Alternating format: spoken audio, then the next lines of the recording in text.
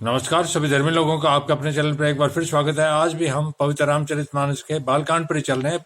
पुनीत मनोहर धोती हरती बाल रवि दामिनी ज्योति कल किंकिनी कटी सूत्र मनोहर बाहु विशाल विभूषण सुंदर। पवित्र और मनोहर पीली धोती प्रात काल के सूर्य और बिजली की ज्योति को हरे लेती है, अर्थात श्री रामचंद्र जी ने पीली धोती पहनी हुई है जो कि सूर्य और बिजली की ज्योति को चुरा लेती है। कमर में सुंदर किकिणी और कटित सूत्र है। विशाल भुजा में सुंदर आभूषण सुशोभित है।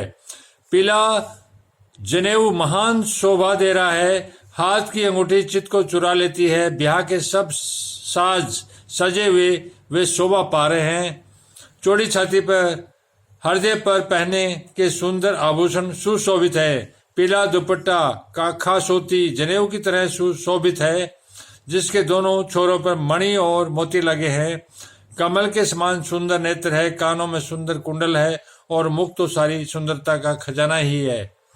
सुंदर भौहें और मनोहर नासिका है। ललाट पर तिलक तो सुंदरता का घर है ही, जिसमें मंगल में मोती और मणि गुथे हुए हैं। ऐसा मनोहर और मोर माथे पर सोह रहा है। सुंदर मोर में बहुमूल्य मणियां गुंथी हुई है। सभी अंग चित्त को चुराए लेते हैं। सब नगर की स्त्रियां और देव सुंदरियां दुल्हे को देखकर तिनका तोड़ रही है, उनकी बलैया ले रही है और मणि वस्त्र और आभूषण निछावर करके आरती उतार रही है और मंगलगान कर रही है। देवता फूल बरसा रहे हैं। सूत मागध तथा भाट सुयस सुना रहे हैं। सुहागिन स्त्रियां सुख पाकर कुंवर और कुंवारियों को कोहबर कुल देवता के स्थान में लाई और अत्यंत प्रेम से मंगल गीत गा गा कर लौकिक रीति करने लगी। पार्वती जी श्री रामचंद्र जी को लहकोर वर वधु का परस्पर ग्रास देना, अर्थात वर वधु को और वधु वर को जो खाने का ग्रास देती है उसको लहकोर कहते हैं, सिखाती है। और सरस्वती जी सीता जी को सिखाती है।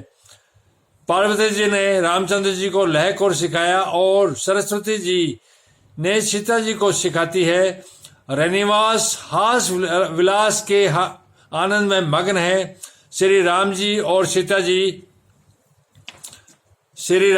सीता जी को देख देखकर सभी जन्म का परम फल प्राप्त कर रही है। अपने हाथ की मणियों में सुंदर रूप के भंडार श्री रामचंद्र जी की परछाई दिख रही है।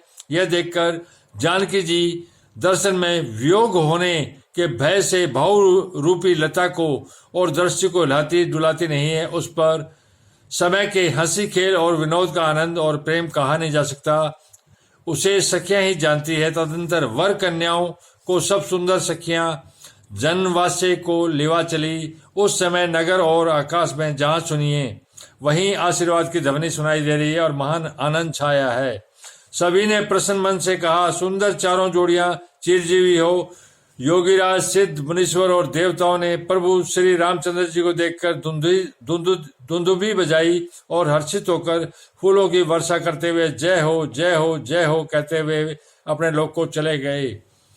तब सब चारों कुमार बहुओं सहित पिताजी के पास आए। ऐसा मालूम होता था मानो शोभा मंगल और आनंद से भरकर जनवासा उमड़ पड़ा हो। फिर बहुत प्रकार की रसोई बनी। जनक जी ने बरातियों को बुला भेजा। राजा दशरथ ने पुत्रों सहित गमन किया। अनुपम वस्त्रों के पावड़े पड़ते जाते हैं। आदर के साथ सबके चरण धोए और सबको यथा योग्य पीढ़ों पर बिठाया। तब जनक जी ने अवधपति दशरथ जी के चरण धोए। उनका शील और स्नेह वर्णन नहीं किया जा सकता। फिर श्री रामचंद्र जी के चरणों को धोया जो श्री शिव जी के हृदय कमल में छिपे रहते हैं। तीनों भाइयों को श्री रामचंद्र जी के ही समान जानकर जनक जी ने उनके भी चरण अपने हाथों से धोए। राजा जनक जी ने सभी को उचित आसन दिए और सब परसने वालों को बुला लिया। आदर के साथ पतलें पड़ने लगी जो मणियों के पत्तों से सोने की कील लगाकर बनाई गई थी। चतुर और विनित रसोइये सुंदर स्वादिष्ट और पवित्र दाल भात और गाय का सुगंधित घी क्षण भर में सबके सामने परस गए। सब लोग पंचकोर पंचकोर, ये शब्द भी बहुत अद्भुत और अनोखा है, इसका मैं बाद में किसी अन्य समय पर उल्लेख करूंगा। पंचकोर एक तरह का भोजन का प्रकार है जिसमें अर्थात प्राणायाम स्वाहा, जिसमें प्राणायाम बोला जाता है स्वाहा के रूप में, ये हवन की तरह है और इससे भोजन जो शरीर में जाता है वो बहुत पवित्र हो जाता है। प्राणायाम स्वाहा, अपानायन स्वाहा, वायान स्वाहा, उदायान स्वाहा, समानायन स्वाहा, अर्थात शरीर के अंदर 5 प्रकार की वायु है और इसको इसी रूप में शरीर को ग्रहण करवाना चाहिए।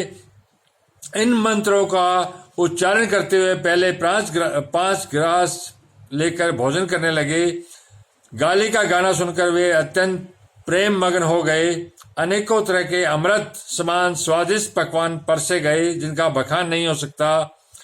चतुर रसोइये नाना प्रकार के व्यंजन परसने लगे, उनका नाम कौन जानता है। 4 प्रकार के चरवे, चोष्य, लेह, पेय अर्थात चबाकर, चूसकर, चाटकर, पीकर खाने योग्य भोजन की विधि कही गई है। उनमें से एक एक विधि के इतने पदार्थ बने थे कि जिनका वर्णन नहीं किया जा सकता। अर्थात 4 प्रकार के भोजन की विधि है, वो सारी यहाँ पर प्रस्तुत की गई। इनको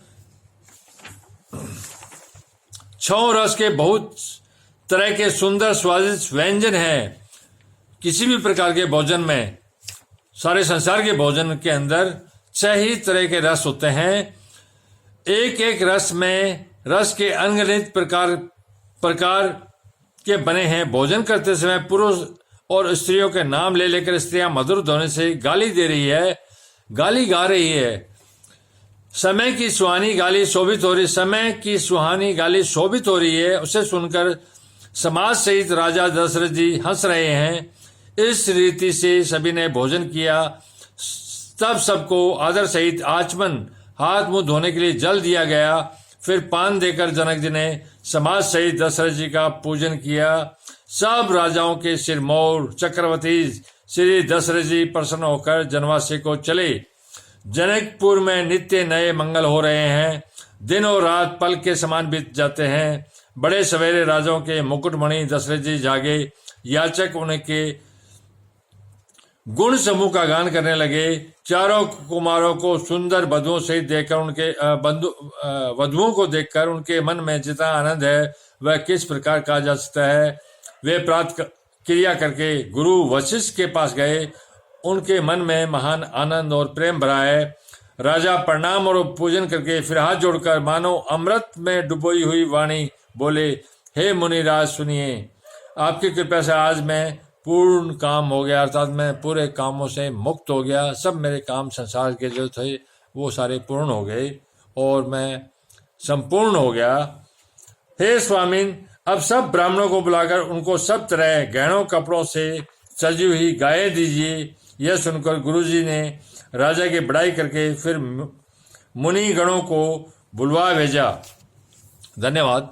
आप लोग अपने इस चैनल पर इसी प्रकार बने रहिए। मैं आपको एक परमात्मा और उसके मार्ग पर लेके चल रहा हूं।